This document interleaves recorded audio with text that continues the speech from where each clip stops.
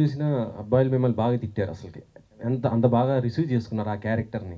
So, ఇందులో గూడా మీ మీ character చూస్తుంటే ఏదో జాక్ అంటే ఆయనేదో కొద్దిగా చీట్ చేసేలాగా కనిపించింది నాకైతే.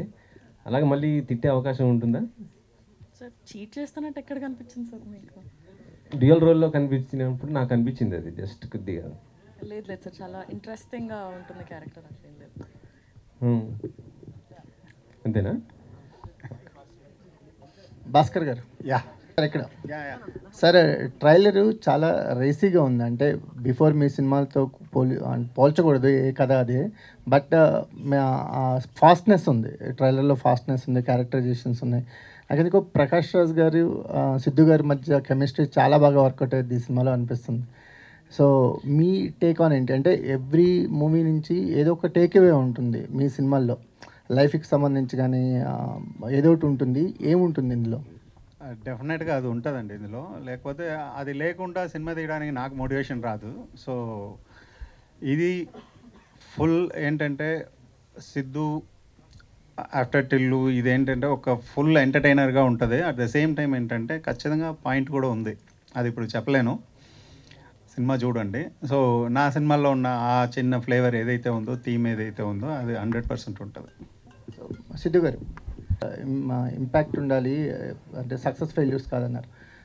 భాస్కర్ గారిలో ఒక ట్రైట్స్ ఉంటాయి మనం అబ్జర్వ్ చేస్తే.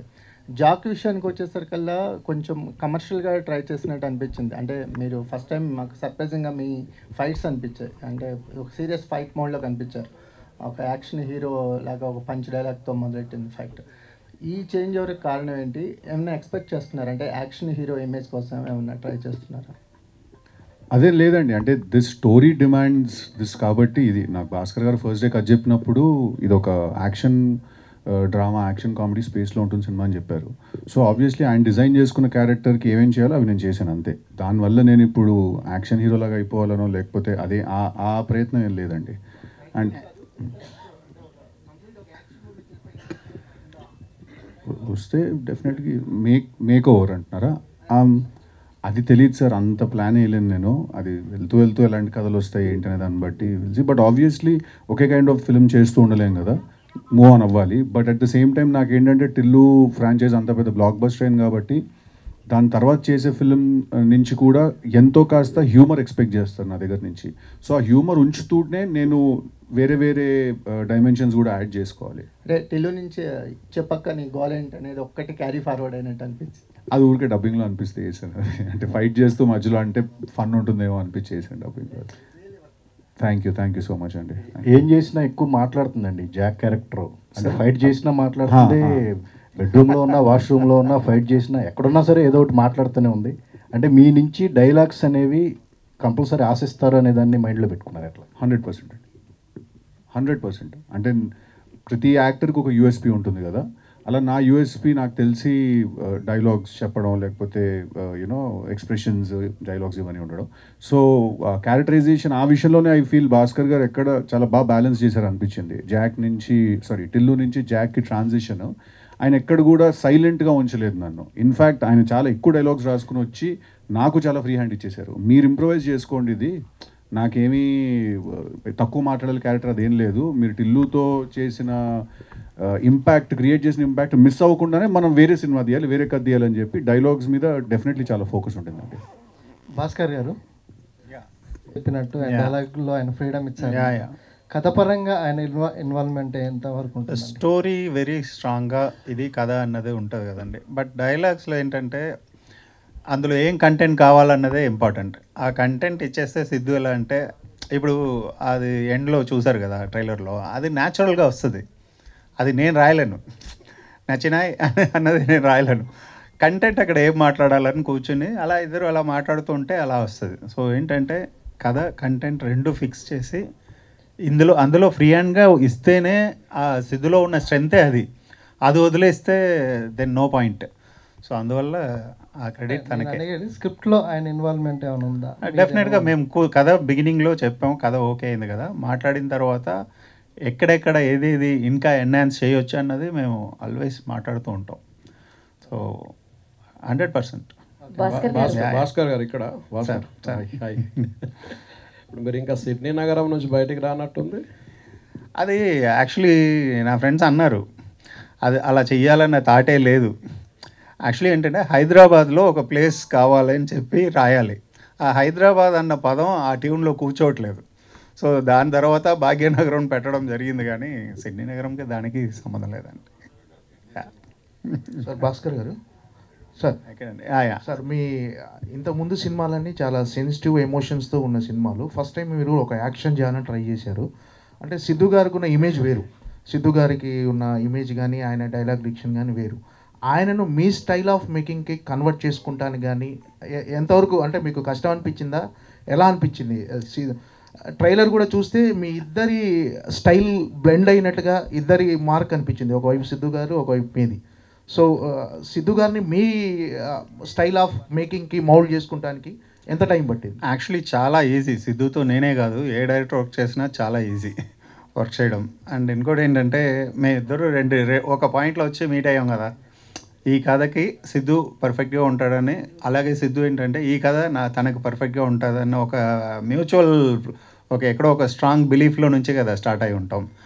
సో అక్కడి నుంచి స్టార్ట్ అయ్యి చేసుకుంటూ వెళ్ళే ప్రాసెస్లో ఏంటంటే సిద్ధుతో చేయడం అన్నది చాలా ఈజీ. ఇంకా చెప్పాలంటే సగం హెడేక్ లేదు. ఈ కంటెంట్, ఇది డైలాగ్స్, ఇది సీన్, ఇది ఇలా కావాలి, ఇది ఇలా చెప్పుకుంటే చాలా అన్నది. సో అలా నాకు చాలా ఈజీ జర్నీగానే ఉండింది. అలాగే వైష్ణవి కూడా.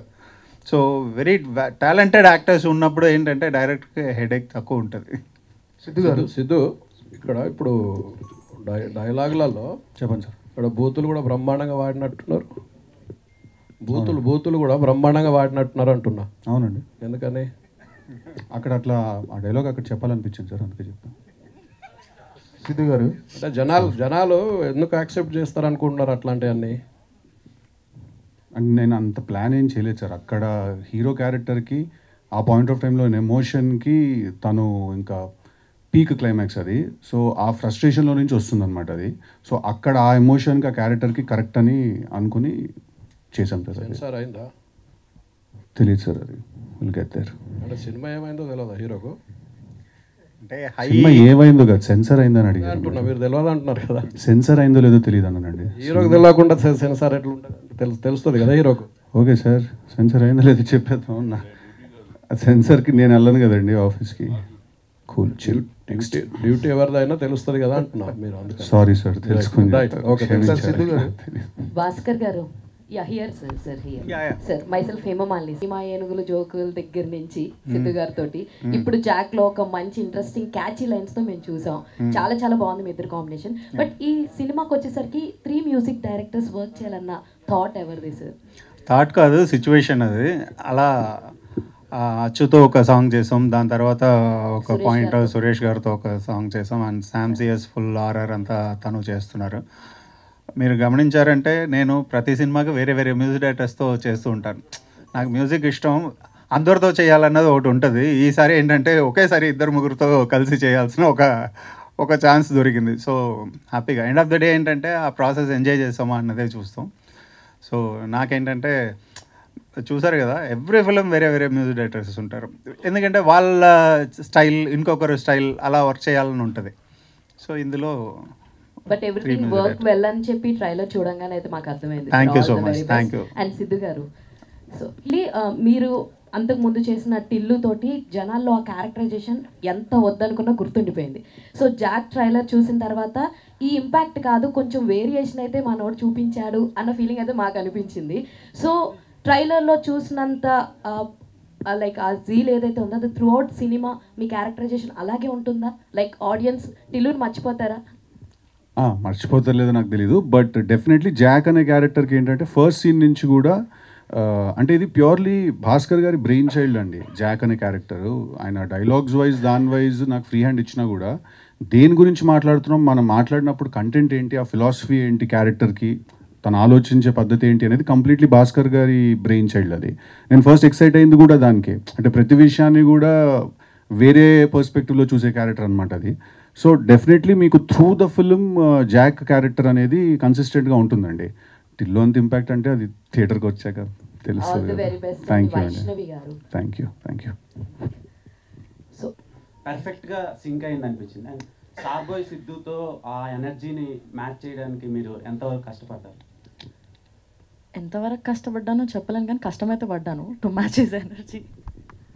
బట్ మీరు ముస్లిం ఏది అడిగారు? మీరు 2-3 క్వశ్చన్స్ ఏవో అడిగేసినారు, నేను కన్ఫ్యూజ్ అవుతున్నాను. ముస్లిం క్యారెక్టర్ బాగా సింక్ అయింది, వర్క్షాప్ ఏమైనా చేశారా? అండ్ సిద్ధుతో వర్కింగ్ ఎక్స్పీరియన్స్ అండ్ ఆయన ఎనర్జీని మ్యాచ్ చేయడానికి మీరు ఎలాంటి వర్క్షాప్ చేశారా అని అడిగారు. వర్క్షాప్ జస్ట్ మేము నరేషన్ అప్పుడు క్యారెక్టర్ గురించి ఫీడ్ ఇచ్చారు, అది ఐ థింక్ దట్ వర్క్.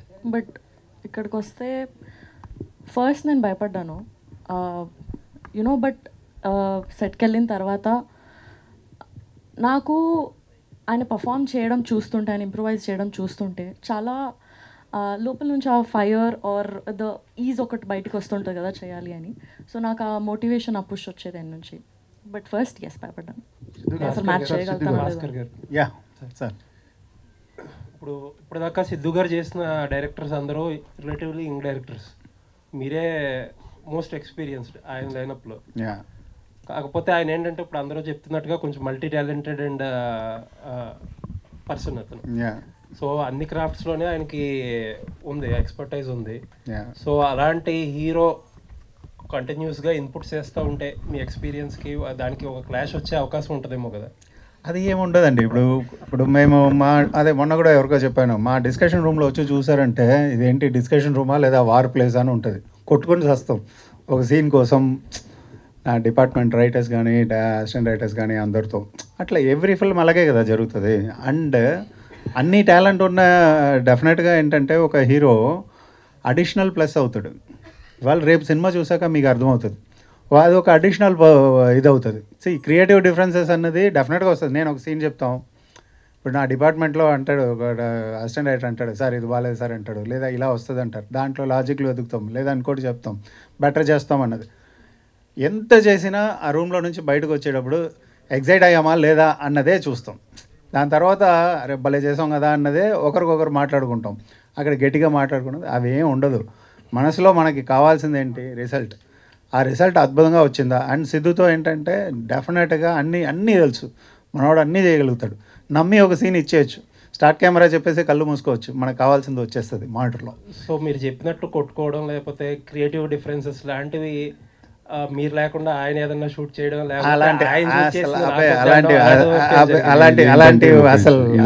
ఇది ఒక ఆర్టికల్ సార్, నేను మీకు చెప్పకుండా నేను షూటింగ్కి వెళ్ళిపోయానంట. అది నేను ఆయనకి చెప్పకుండా వెళ్ళలేదు. ఆయన నేను రాను, నాకు ఎడిటింగ్ పని ఉంది, నువ్వు డాన్స్ మాస్టర్ వెళ్ళి తీసుకోండి, దానికి నేను అవసరం లేదు కదా అన్న. ఇంకా జోక్ కూడా చేశాను, ఎండలో నన్ను పంపించేయండి గండిపేటకి, మీరు ఏసీ రూమ్లో చిల్ అవుతారు మీరు అని చెప్పి మేము జోక్ కూడా చేసుకున్నాం దాని గురించి. సో సార్ ఆయనకు తెలియకుండా షూటింగ్ ఎట్టా సార్ చేస్తాం, అది ఛాన్స్. కానీ సిద్ధు గారు ఒక కాంప్లిమెంట్ ఏంటంటే ఎంత సీరియస్ విషయాన్నైనా సరే మీ స్టైల్లో మంచి కామికల్గా అందరూ ఎంటర్టైన్ చేసేటట్టుగా బాగా చెప్తారు చూసారా, అది మీ biggest strength. Thank you sir, thank you very much. Siddhu garu sir, me DJ Tillu కానీ టిల్లు స్క్వేర్ కానీ ఆ రెండు సినిమాలకు మీ క్యారెక్టరైజేషన్ యూఎస్పీ.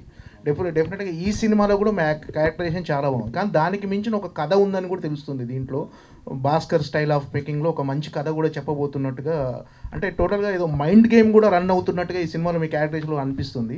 ఏం సార్ ఎలా ఉండబోతుంది ఈ కథ? అంటే డెఫినెట్లీ భాస్కర్ గారు చాలా ఒక స్ట్రాంగ్ స్టోరీ డిజైన్ చేసుకుని వచ్చారు. ఫస్ట్ మీరు ట్రైలర్ చూస్తే కూడా మీకు ఒక చాలా పెద్ద విషయం ఏదో జరుగుతుంటే దాని మధ్యలోకి జాక్ అనేవాడు ఎంటర్ అయ్యాడు. ఆ ఫీలింగ్ క్రియేట్ చేయడానికి ఫస్ట్ ఆయన చాలా గ్రౌండ్ వర్క్ చేసుకుని వచ్చారు. నా క్యారెక్టరైజేషన్ అనేది లాస్ట్లో మేము ఆయన 2 years వర్క్ చేశారు ఆ స్క్రిప్ట్ మీద, ఆయన ఆన్ అండ్ ఆఫ్. సో ఆ క్యారెక్టరైజేషన్ అనేది చివరికి వచ్చింది. డెఫినెట్లీ నేను అన్ని ప్రెస్ మీట్లలో కూడా నేను చెప్పినట్టు ఏంటంటే it's a very big film అండి, చాలా పెద్ద సినిమా. మీకు యాక్షన్ టోన్ కూడా చాలా కొత్తగా ఉంటుంది ఈ సినిమాలో. మీకు రొటీన్ యాక్షన్ టోన్ రాదు ఈ సినిమాలో. Very quick and very fast. అంటే ఇప్పుడు క్లైమాక్స్లో కూడా ఒక డైలాగ్ ఉంటుంది, నేను విలన్ తోటి అంటాను, నాకు కొట్టడం కూడా రాదు, పిచ్చి పిచ్చి కొట్టిపడదు పని అని. సో ఆ జాక్ అనే క్యారెక్టరే కొంచెం ఆ ఒక క్రాక్లో ఉంటాడు బేసికలీ. సో డెఫినెట్లీ మీకు క్యారెక్టరైజేషన్తో పాటు ఈసారి కథ, స్క్రీన్ ప్లే ట్విస్ట్లు, great interval block and you know lot of hard work has been gone to make the film. Siddhu గారు ఒక క్వశ్చన్ అండి, భాస్కర్ గారికి సిద్ధు గారికి ఒక క్వశ్చన్. సిద్ధు గారు ఫస్ట్, అంటే భాస్కర్ గారు మాకు బొమ్మరేలు భాస్కర్ గారు 20 years నుంచి తెలుసు, entertainment family oriented. So Siddhu గారు లాస్ట్ 4 టీలో నుంచి బాగా తెలుసు. సో ట్రైలర్ చూస్తే టోటల్లీ డిఫరెంట్ స్కూల్, అంటే సిద్ధు స్కూల్లోకి వచ్చింది, భాస్కర్ స్కూల్లో లేదు. సో భాస్కర్ గారిని సిద్ధు స్కూల్లోకి తీసుకురావడానికి ఎంత టైం పట్టింది? అట్లా మేమేమి స్కూల్లో మారలేదు సార్. మాకు ట్రైలర్లో డిఫరెన్స్ అనిపిస్తుందండి. అంటే ఆయన సినిమాలు గత 5 సినిమాలు చూస్తే అది ఎందుకు అనిపించింది అంటే చెప్తా. ఎందుకంటే ఆయన జానరా షిఫ్ట్ చేశారు. ఆయన రొటీన్గా అంటాను, యూజువల్గా ఆయన చేసే హ్యూమన్ డ్రామాస్, హ్యూమన్ ఎమోషన్ లేకపోతే ఫ్యామిలీ స్టోరీస్ కాదు. ఇది ఫస్ట్ టైం ఆయన ఏంటంటే నేను జానరా షిఫ్ట్ చేస్తాను అని చెప్పి గన్ను పట్టుకున్నారు ఆయన. అందుకు మీకు అది డిఫరెంట్గా అనిపిస్తుంది. దాంట్లో ఇప్పుడు నేను ఏదో మాటేసరికి మీరు స్కూల్లో మారారు, ఎవరు స్కూల్లో వాళ్ళు ఉన్నారు? ఇది ఇంకొంచెం ఎక్స్ప్లెనేషన్ ఇస్తే బెటర్గా ఉంటుంది. దీనికే ఒక ఎక్స్ప్లెనేషన్ ఇచ్చేస్తాను. యాడ్ అని కూడా ఉంది. సరే, ఓకే. అంటే మీకు ఫ్యామిలీ అండ్ ఆడియన్స్ బాగా ఎక్కువ ఉంటారు. ఈ ట్రైలర్ చూస్తే కొద్దిగా అడల్ట్ డైలాగ్స్ ఉన్నాయి 2-3. సో ఇవి యాక్సెప్ట్ చేయడానికి మీకు ఎలా? లేదు, 1 or 2 words తప్ప. ఇది అవుట్ అండ్ అవుట్. ఇప్పుడు ఒక బొమ్మరిల్లు భాస్కర్ని నమ్మి వచ్చే ఫ్యామిలీని నేను డిసప్పాయింట్ చేయను, ఫస్ట్ పాయింట్. రెండోది ఏంటంటే ఇందాక మీరు అడిగినట్టు జానర్ షిఫ్ట్ చేయాలి, ఒక యాక్షన్ సినిమా చేయాలి, లేదంటే ఒక గన్ను పట్టుకోవాలని నేను అనుకోలేదు. ఫస్ట్ పాయింట్, నేను ఒక థీమ్ రాశాను. ఇప్పుడు జాక్ అన్నది నేను ఇందాక ఇలా చూస్తూ ఉంటే అందరి మొహాల్లో ప్రతి ఒక్కరూ జాకే. ఈ జాక్ వాళ్ళు ఎలా తెలుసుకుంటారు? నేను ఒక జాక్, నాలో ఒక జాక్ని నేను ఎలా చూసాను, ఎలా మిస్ అయ్యానన్న ఒక కోపంలో నుంచి రాసిన కథ ఇవాళ నేను చూస్తున్నాను. ఇక్కడ ఇవాళ చెప్తున్నాను, ప్రతి ఒక్కరిలో ఒక జాక్ ఉన్నాడు. ఆ జాక్ కనెక్ట్ అవ్వాలన్నదే నా కోరిక. ఆ జాక్కి ఏంటంటే ఎందుకు ఈ బ్యాక్డ్రాప్, ఈ యాక్షన్ ఇది తీసుకోవాల్సి వచ్చిందంటే ఒక హయ్యెస్ట్ స్టేక్స్ ఉన్న ఒక బ్యాక్డ్రాప్ నాకు అవసరం పడింది ఈ థీమ్ చెప్పడానికి. అందుకే యాక్షన్ అండ్ గన్ తీసుకోవాల్సి వచ్చింది. అర్థమైందా? ఆ థీమ్ కోసం నేను ఈ బ్యాక్డ్రాప్ తీసుకున్నాను. ఆ బ్యాక్డ్రాప్ కోసం కథ రాయలేదు. అందువల్ల ఏంటంటే స్కూల్స్ అన్నది ఎప్పుడూ మారలేదు. నా స్ట్రెంత్ ఉన్న విషయాలన్నీ ఉన్నాయి. అట్ ద సేమ్ టైం ఏంటంటే ఇందులో హైలీ ఎంటర్టైన్డ్ ఒక ఎంటర్టైన్ చేయగలిగే ఒక హీరో క్యారెక్టరైజేషన్ ఉంది. సో సిద్ధు గురించి మనం మాట్లాడేటప్పుడు కూడా ఇమ్మీడియట్గా ఇది మ్యాచ్ అయ్యే 2 స్కూల్స్ పర్ఫెక్ట్గా మిక్స్ అయ్యే ఒక స్క్రిప్ట్గా ఇది వచ్చింది. సో క్యాల్కులేటివ్గా ఏదీ చేయలేదు. అది ఫస్ట్ పాయింట్. సో అందరిలో ఉన్న జాక్, మీలో ఉన్న జాక్ని మీరు చూసుకోవాలన్నది ఒక విషయం. ఇంకొకటి ఒక చిన్న రిక్వెస్ట్గానే ఒకటి చెప్తాను. నాకున్న ఒక స్ట్రగుల్ ఏంటి, ఇప్పుడు సిద్ధు ఎలా చేశాడు, టిల్లు స్క్వేర్లో చేశాడు, తను ఎంటర్టైన్మెంట్ లెవెల్స్ అన్నీ ఎలా ఉంటుంది అన్నది అందరికీ తెలుసు. ద సేమ్ టైం నేను ఒక పాయింట్ చెప్దాం అనుకుంటున్నాను. అది నాకు ఒక బర్డన్గా ఉండకూడదు. అట్ ద సేమ్ టైం నేను ఆడియన్స్ని మ్యాచ్ చేయాలి. సో ఒక హీరోని అలా తీసుకున్నప్పుడు అది మ్యాచ్ చేయడానికి పర్ఫెక్ట్గా చేసుకుంటూ వచ్చాం.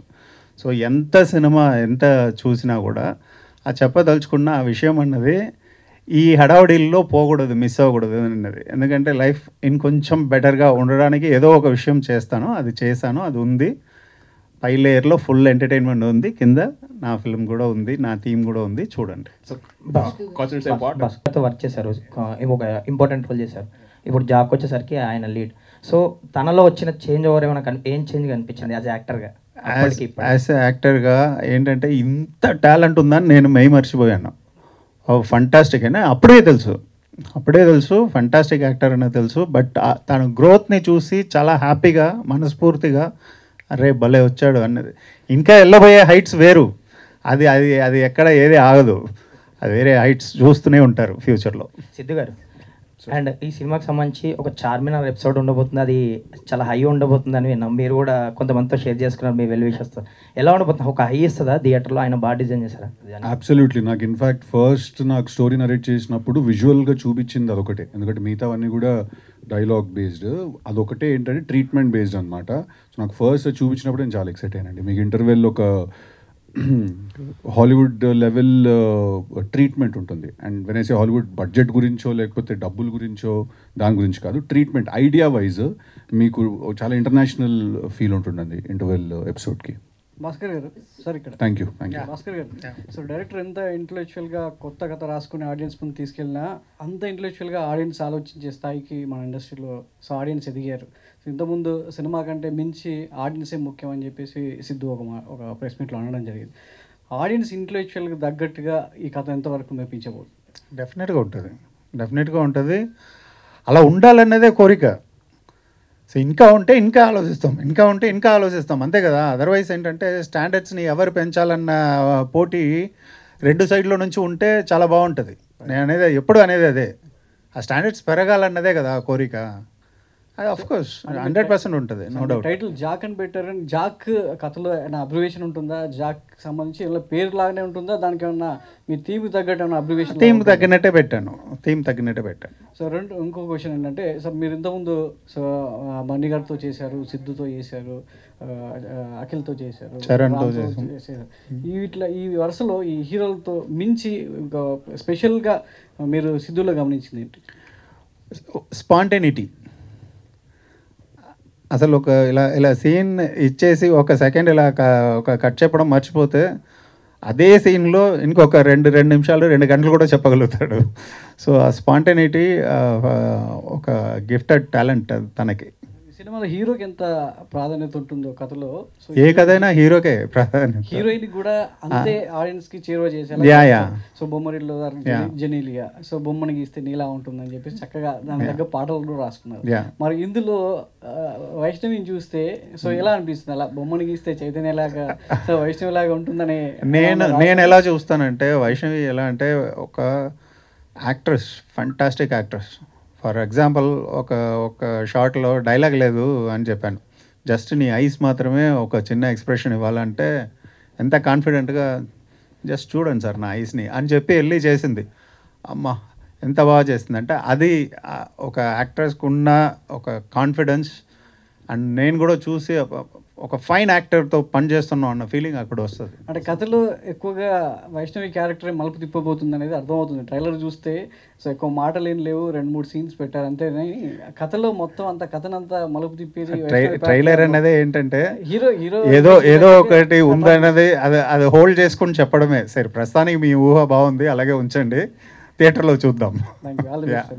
Thank you.